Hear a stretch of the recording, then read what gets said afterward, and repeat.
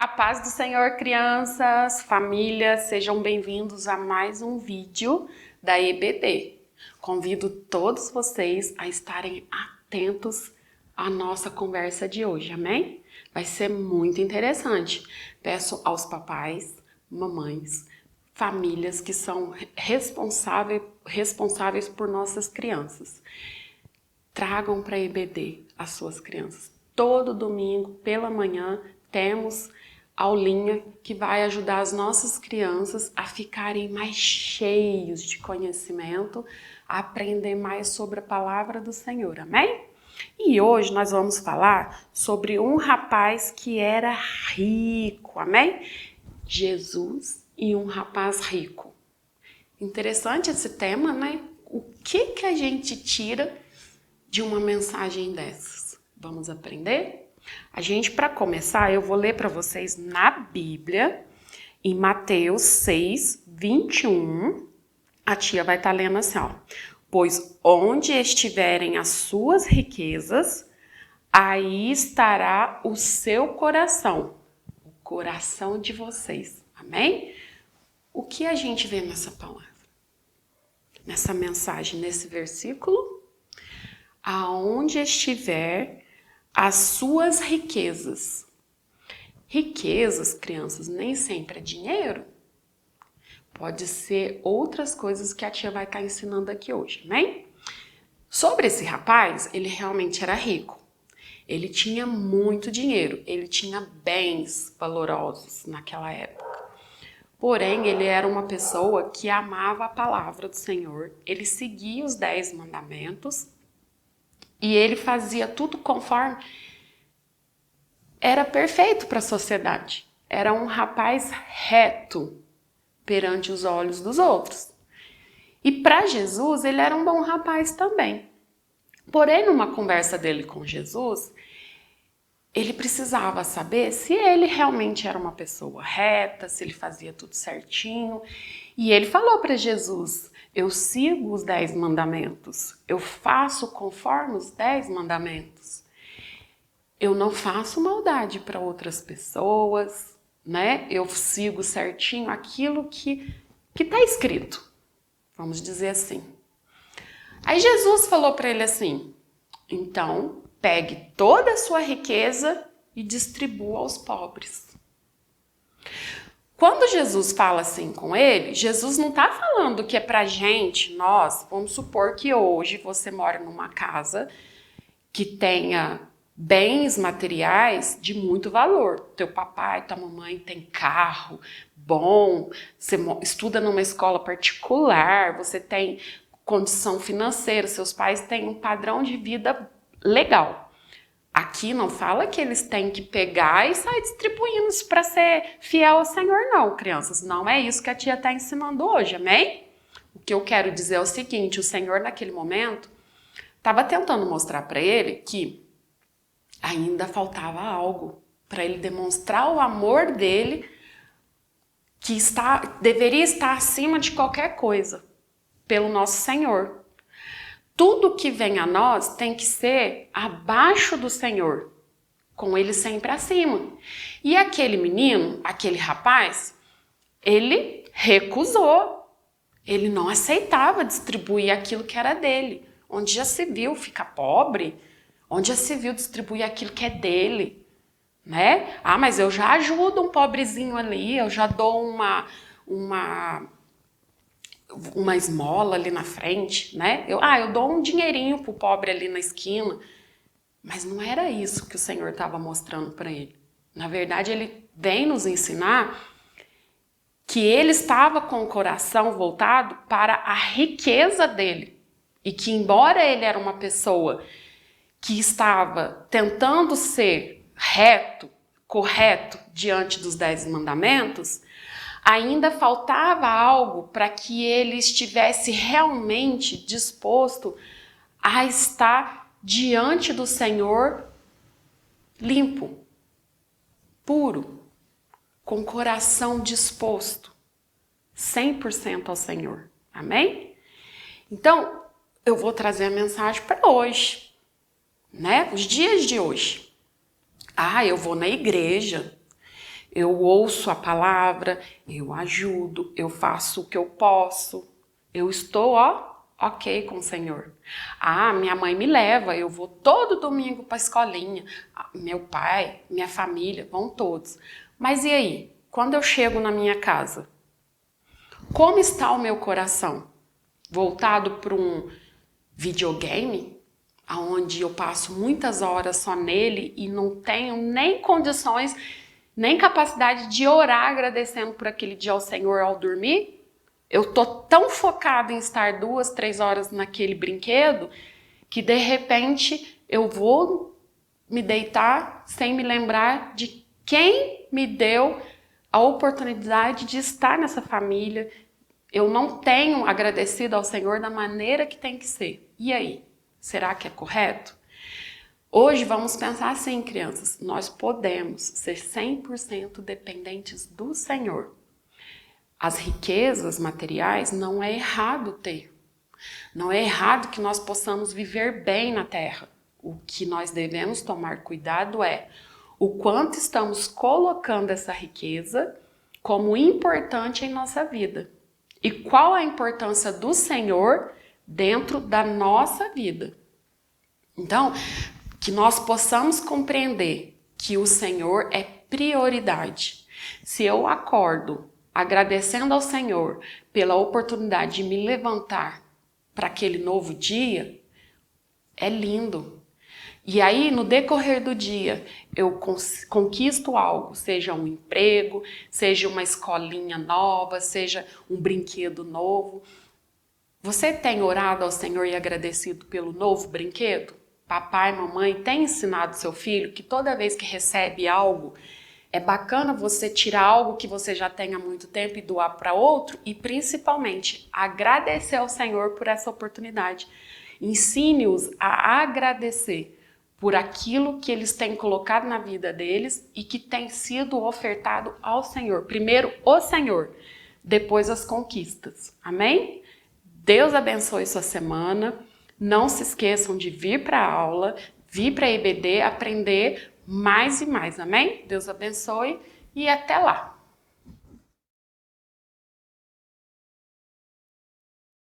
Paz do Senhor, crianças, paz do Senhor, famílias. Estamos aqui mais uma vez, mais uma aula. Agora já estamos na lição de número 12 da nossa revista Saber Mais, com o título A História de José. Como nós temos aprendido com a história de José, não é? E a lição de hoje tem por título Um Reencontro Inesquecível. O nosso texto do dia nós vamos encontrar lá no livro de Gênesis, capítulo 46, versículo 3, que diz assim: Não tenha medo de ir para o Egito, pois ali eu farei com que os seus descendentes se tornem uma grande nação. Nessas lições passadas, nós vimos um pouco sobre o crescimento de José, sobre os irmãos terem vendido, sobre as dificuldades que ele passou, foi preso, foi injustiçado. E vimos também o quanto a mão de Deus estava sobre a vida de José, o quanto ele era fiel ao Senhor, preocupado com tudo aquilo que o Senhor tinha falado com ele, ensinado ele. E na última lição, nós falamos um pouquinho sobre o perdão e o amor. Falamos sobre José ter então encontrado seus irmãos e ter revelado a eles o grande propósito que Deus tinha na vida dele. Contado para eles quem ele era, o que ele estava fazendo ali e mostrado para eles que, apesar deles terem vendido ele, deles não terem se importado dele ser um irmão, ele sabia, ele já entendia que tudo aquilo era um plano de Deus, para que ele, não somente ele e o Egito, mas para que muita gente, inclusive a família dele, não morresse de fome, não passasse aquela dificuldade tão grande de falta de alimento. Então, depois que José perdoa os seus irmãos, José se revela a eles e José mostra para eles esse grande amor, José conversa com Faraó e Faraó concorda com ele, até porque Faraó tinha uma dívida muito grande com José, porque por causa dos ensinamentos de José, por causa da dedicação de José, dessa vida de comunhão de José com Deus, o Egito foi fortalecido. Todos eles ganharam com isso. Então José conversa com Faraó para que ele permitisse José trazer a sua família para morar ali perto dele. E Faraó permitiu, então começa uma nova história. Eles vão trazer então Jacó, que não vê José, que era seu filho há muitos anos. Eles precisam trazer então toda a família de José para morar ali. E quando o Jacó recebe essa notícia, Jacó fica muito preocupado, porque Jacó era um homem temente a Deus. E ele sabia que onde ele estava, que era Canaã, era a terra que Deus tinha prometido para Abraão, para Isaac. E Jacó tinha a preocupação de sair da presença de Deus, de sair daquilo que Deus tinha prometido para ele. Então, Jacó foi buscar o Senhor. E aí o Senhor respondeu para ele o que nós lemos aqui no texto do dia. Para que Jacó não tivesse medo, que ali onde eles estivessem, Deus ia fazer deles uma grande nação. Então Jacó vai com o coração feliz, sabendo que Deus havia permitido então que ele juntasse todos os seus bens, a sua família, os seus animais e partisse então para o Egito. E Jacó foi. E a Bíblia nos conta que foram 70 pessoas da família de José e também os animais, os pertences deles, né? E quando chegaram, então, primeiro Jacó mandou o irmão ir avisar o José, e a Bíblia conta que José preparou um carro e foi correndo ao encontro do pai. E foi um momento muito emocionante que a Bíblia fala que quando José encontrou seu pai, José abraçou seu pai e chorou por muito tempo. Aquele encontro deles era muito especial, tanto para José quanto para Jacó. José conseguiu um abraço e um choro profundo ali demonstrar o sentimento que ele tinha pelo pai e o pai por ele. E ali então eles ficaram e o José disse para eles que quando o faraó fosse perguntar para eles com que eles trabalhavam, era para eles falarem então que eles cuidavam de ovelhas, porque o povo do Egito não gostava muito do povo que cuidava de ovelha. Então, com essa situação, eles iam colocar a família de Jacó numa cidade chamada Gósen, que era o melhor lugar para que eles pudessem ficar. Ali eles iam poder continuar sua cultura, não ia se misturar com os deuses do Egito, não ia ser influenciado por eles. E isso aconteceu. Eles foram para essa cidade e eles conseguiram se organizar ali e Deus os abençoou grandemente naquele lugar. E com essa lição, com essa história de José, nós aprendemos o quanto que Deus se importa com a família, o tanto que Deus se importa com a união das famílias. Num processo tão difícil, né, que José passou, que poderia ser de raiva, de briga, de confusão, Deus trabalhou poderosamente na vida de José para que José aprendesse a perdoar os seus irmãos, a se unir de novo, a conquistar um lugar de novo, um espaço de novo, não somente no lugar que eles estavam, mas um espaço em família, reunidos na presença de Deus, no propósito de Deus. E José nos deixa essa lição incrível, que estar com a nossa família, estar unido com a nossa família, perdoar a nossa família, amar a nossa família, está dentro dos propósitos de Deus. Não só para mim, mas para toda a humanidade. Deus quer e planeja desde o Éden um relacionamento familiar com a gente e que a gente possa ter, através do nosso relacionamento com Deus, um relacionamento muito bom, muito saudável com as nossas famílias. Amém? Um beijo e até a próxima semana, em nome de Jesus.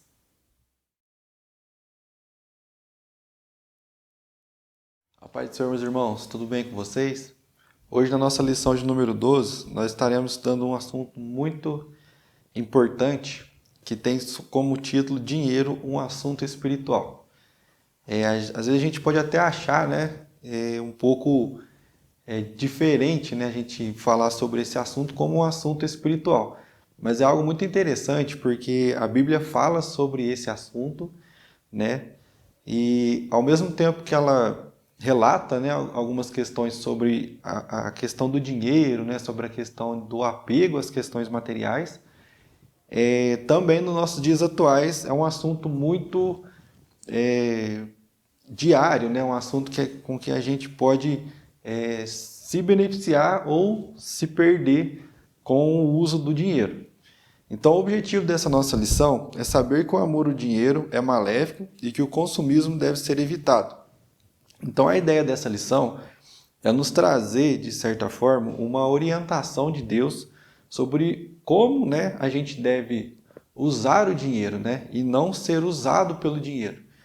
Então, a Bíblia ela faz muitas citações sobre como a gente deve utilizar, né, como que o dinheiro ele deve ser um servo, né, do ser humano e não um senhor. E a Bíblia vai nos falar sobre essa questão, né, de como que ele tem a capacidade de atrapalhar a nossa vida espiritual. Então o dinheiro, né, ele é algo que a gente não consegue viver sem ele. A gente precisa dele para consumir alguns bens, né? Então é inevitável a gente ter ele, né, no nosso cotidiano, seja em forma digital, forma física, né, para que a gente consiga, né, sobreviver, né, e ter também alguns lazeres, né, algumas questões com que a gente possa se beneficiar através dele. Então, o tópico número 1, ele vai nos deixar um alerta sobre isso, né? Sobre a diferença entre ser consumistas e sermos consumidores. Então, ele vai deixar bem claro nesse tópico que a gente deve focar, né, em consumir de fato aquilo que a gente precisa, né? Então, tem vários outros fatores que são atingidos quando a gente passa a ser consumista, né? Quando a gente consome algum produto de forma exagerada, né? De forma com que a gente agregue um valor com que aquele produto não tem, simplesmente para seguir uma tendência, seguir uma moda, a gente acaba usando daquele produto para uma promoção social e com isso, né, a gente vê com que vários outros fatores, né, fatores ambientais, sociais, a diferença social, né, a desigualdade social cresce quando a gente investe, né, e coloca muito valor em produtos, né, e em coisas que não devem ter aquele determinado valor. Então, o tópico número 1 vai falar sobre isso, sobre essa questão da gente saber ponderar, né, entre o consumidor e o consumista. O tópico número 2 vai falar sobre a questão do consumismo, né, de uma forma específica. Ele traz alguns dados históricos para a gente também. Então, ele vai falar sobre o período, né, em que houve uma transição realmente da economia mundial, que foi a Revolução Industrial, onde começou-se a produzir muito produto, né, com uma demanda baixa. Então, baseado nisso, né, o mundo, né, teve uma reviravolta onde as propagandas, a mídia, né, começou a empurrar produtos para cima das pessoas. E inconscientemente a gente passou a consumir mais produtos do que necessitava, né, baseado também nessa produção, né, acelerada e onde, né, não tinha para onde levar esses recursos, então as pessoas começaram a acumular bens, né, e a partir desse momento houve uma reviravolta, né, realmente na história do mundo, baseado nesse fator histórico.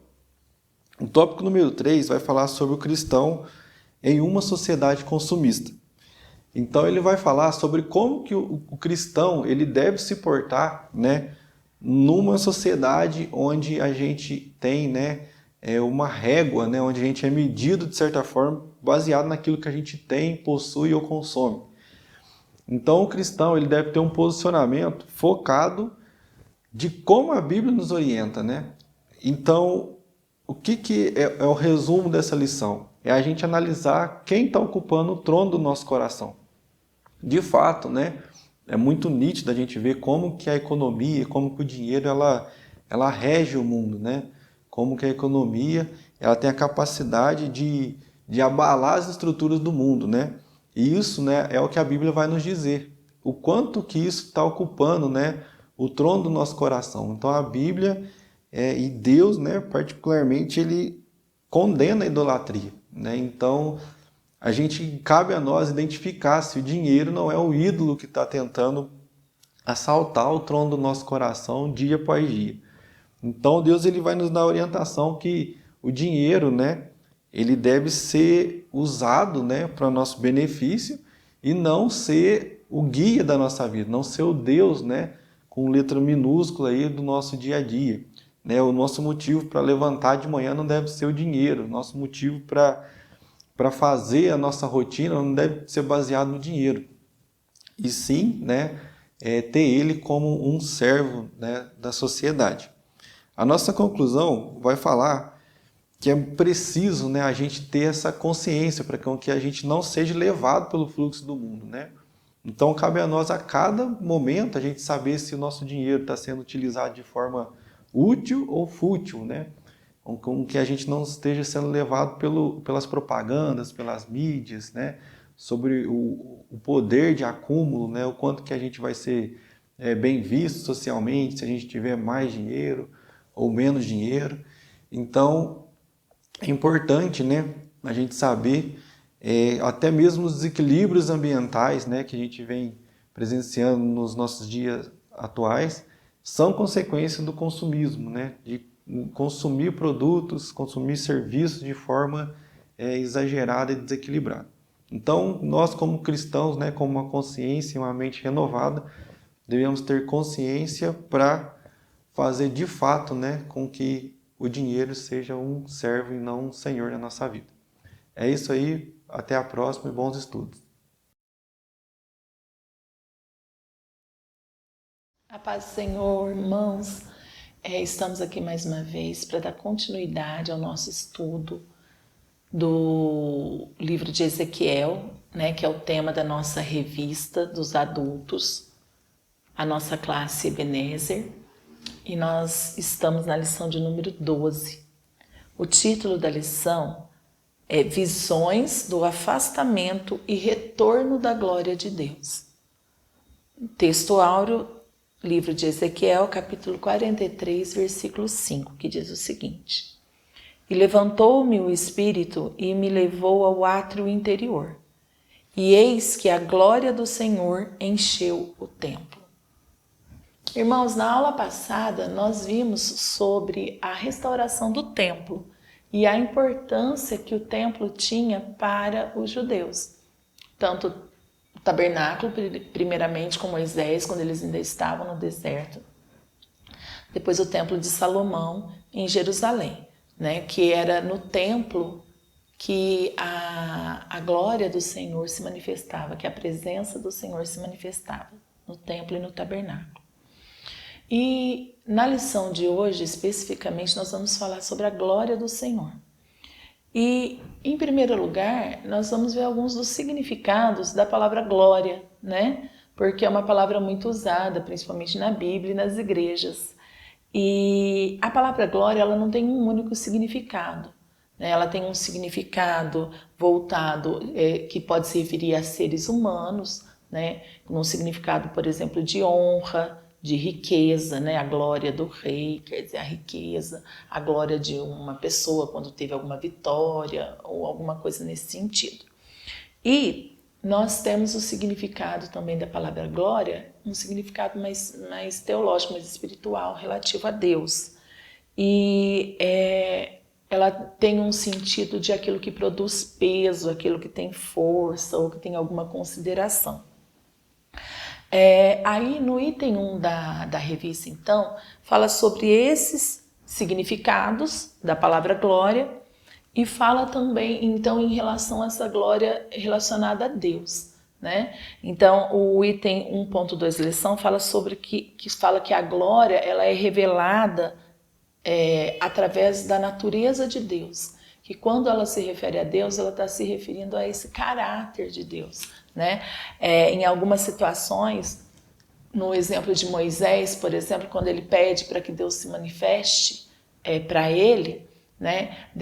A glória de Deus ela é manifestada. O próprio Deus fala a Moisés, né?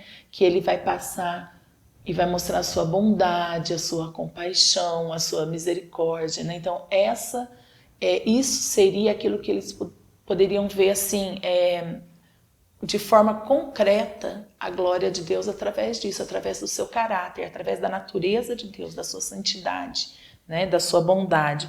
É isso que ele mostra a Moisés.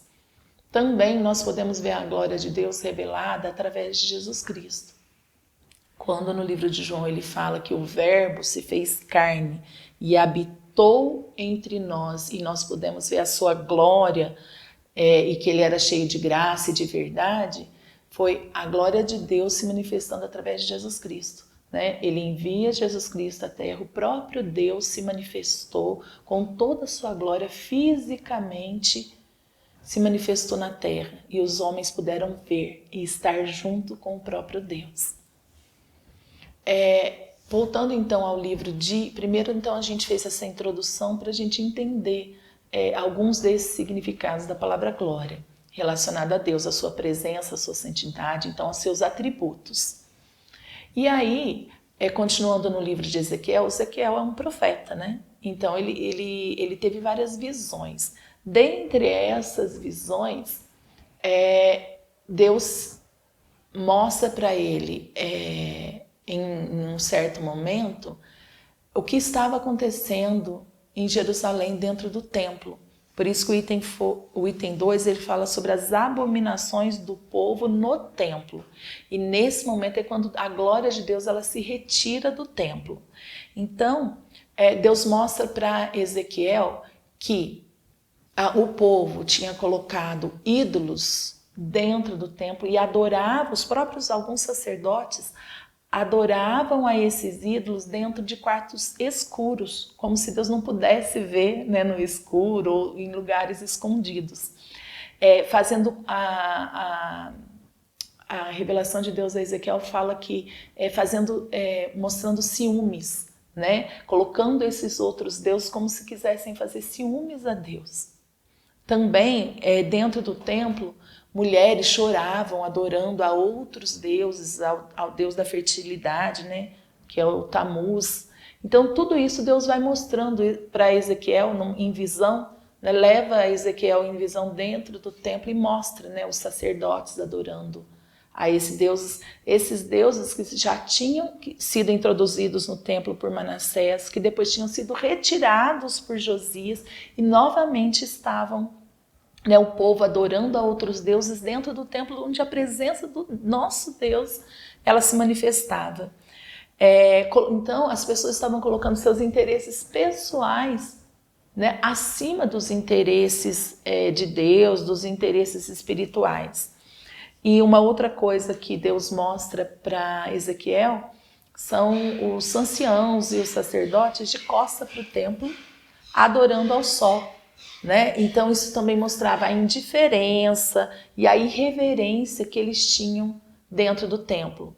Então, diante disso, Deus, na visão, Ezequiel vê como que a presença de Deus ela vai se retirando aos poucos, né? Depois os irmãos leem lá o capítulo 43, se eu não me engano, que fala sobre isso. A glória de Deus ela vai saindo primeiro do santo dos santos, do Santíssimo, depois ela vai se retirando pela porta, e depois é como se Deus fosse, né, numa imagem bem lenta, numa câmera lenta se retirando, como se ele não quisesse se retirar, mas ele não podia ficar naquele lugar, né? Porque a santidade de Deus não habitava mais dentro daquele lugar.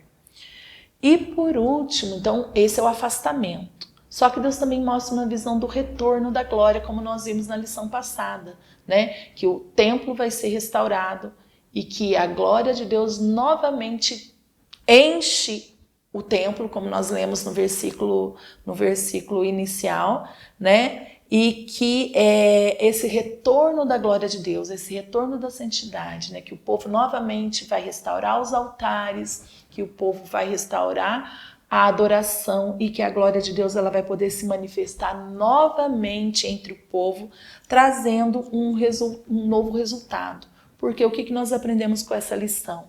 Que o que Deus quer é revelar-nos todos os dias, é estar conosco, que nosso Deus é um Deus de relacionamento, né? E que nós possamos entender isso e nos relacionar com Deus e praticar aquilo que Ele nos ensina para que nós possamos estar cada vez mais próximos, tendo a glória de Deus em nós e refletindo essa glória às pessoas. Fiquem com Deus, a paz do Senhor.